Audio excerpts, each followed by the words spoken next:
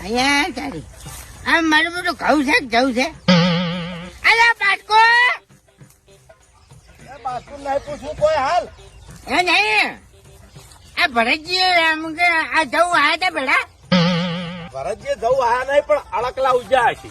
હે અડકલા ભરતજી બાપડા નતા વાયા જવું. ગવાર છે ગવાર. એ ગવાર તો એને હારો ભાવ દેશી છે.